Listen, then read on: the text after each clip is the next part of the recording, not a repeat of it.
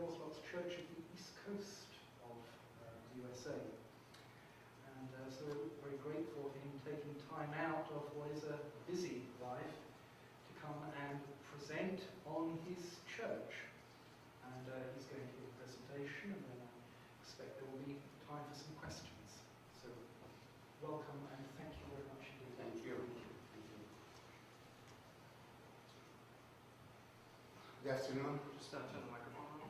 Oh, yes. Is it on the top? Yeah.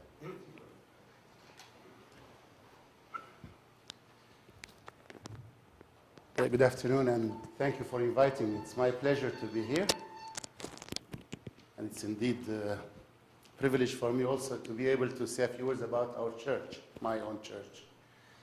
You must have read about it from history books, but I appreciate and value the opportunity to be with you today as a living message, letter of the church. I noticed in your course syllable that one of the books to recommended for reading is William Dalrymple's From the Holy Mountain. And I want to start by telling you that William, when he's in Aleppo, Syria, Aleppo, and meeting with the Archbishop Mark Gregorius, he talks about a new stylite who's going to live on the top of a column at one of our monasteries that we were in the process of renovating. And he mentions my name there. But that's me. But I was never a stylite. I don't know how he got it, but apparently he a little bit exaggerated. And the idea was that we are going to rebuild a 4th century monastery of Telada, where St. Simeon the Stylite started his life as a monk. We started the work. We did some excavation, road openings, and other things. And then I was called to come to the States as the bishop for the Eastern Diocese. And here I am, and the work is still to be done there. I hope one day I'll have the chance to go back and do some work there.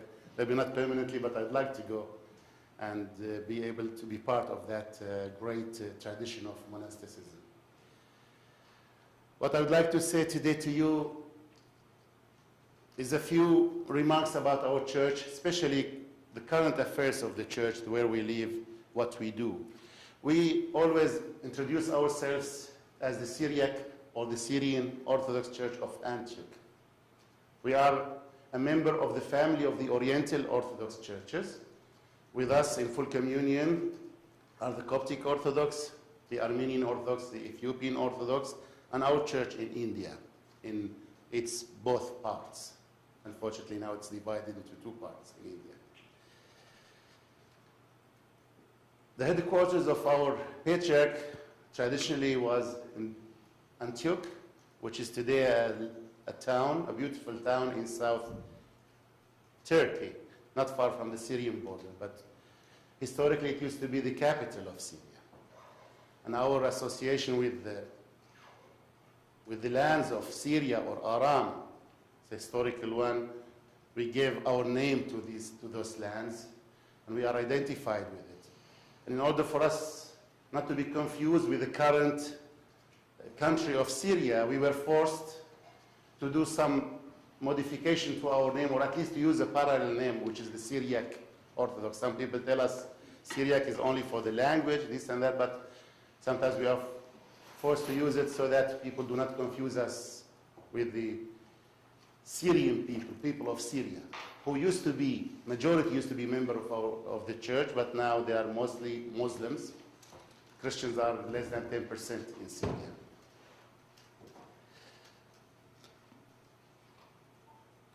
Canonically, the Patriarch of Antioch had jurisdiction over the church in the eastern parts of the world. And this was determined by the first ecumenical councils, especially the first and the second. We, as the Church of Antioch of the Syriac Orthodox, we do recognize only the 3 first ecumenical councils to be ecumenical. The 4th one was where we parted with the rest of Christians Antioch and Alexandria on one side, and Rome and Constantinople on the other side split at the Council of Chalcedon in the year of 451 over the nature, the Christological issue that you, I assume you have been studying also. Since then, our church became 2 churches, and then became many more churches later. But at Chalcedon, the non-Chalcedonian church took or started taking the Syriac identity more and more, and the Chalcedonians started taking the Byzantine, the Melkite identity more and more. Hence, our name is the Syriac Orthodox Church of Antioch. We are the Church of Antioch, but we are the Syriac of. We are not claiming the whole of the Antiochian tradition. There are other people, other brothers and sisters who are with us, part of that tradition, but they are not members of the Syriac Orthodox. They are what we call today the Greek Orthodox, or the Melkite, or the Church of Antioch. Melkite was originally identified with the Greek Orthodox. Later it's become identified or as a name for the Catholic branch of the Church of Antioch that departed from the Greek tradition, from the Byzantine tradition. We are also known as the Jacobite versus the Melkite, a name that we are not very fond of. We are proud of it, but we don't want it to be used for us. Because Jacobite, we feel, I know Father Eli doesn't agree with me on this, Jacobite for us means we are limited only to St. James, St. Jacob of Baradeus, St. Jacob Baradeus, who was a great church father, and to whom the credit is all given in not establishing, but rather in confirming the church in its faith.